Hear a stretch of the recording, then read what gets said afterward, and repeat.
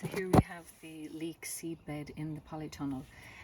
So these have grown really nicely, and I'll be getting ready to plant them outside in the next couple of weeks. Normally I do it about the end of the first or second week in June. So you can see that they're almost like scallions. So you want a decent size before you move outside, and I'll just dig them out of here, plant them outside, and I'll cut back some of the foliage just to reduce the water loss, because they will get, they're always a little stressed when you kind of dig them up bare rooted and put them outside. But I find they work really well in a seed bed to bring them on. Now I did start them in a seed tray as well. A lot of people wouldn't do that 3-step process, but I do find seed tray into seed bed, leave them there until early June, and then they go outside. So the spot outside then, I'm getting ready to put some well composted horse manure in the area, and along with a bit of garden compost and probably some seaweed dust. So they do like a decent bit of fertility, because the leeks then will be in this site until all over the winter time, and I'll be harvesting them right up until next March, or I suppose the end of March, April.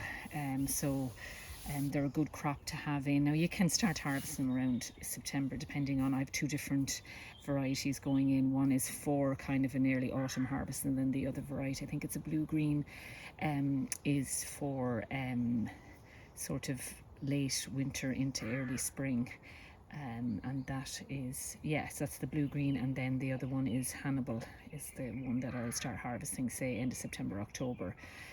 And you can see then in this section of the polytunnel, I had a little small section of garlic that I put in for just early garlic. I mean, you don't really need to do it, but I did. And you can see here that I've just pulled, I've been using them myself, and they have formed a nice bulb at this stage. The ones outside are obviously a little bit behind, but yeah, and you can see here that the leaves start to die down as the plant develops. So that's kind of how you know they're getting ready. So normally they'd say you'd want about half the foliage to die down before you'd start digging them outside.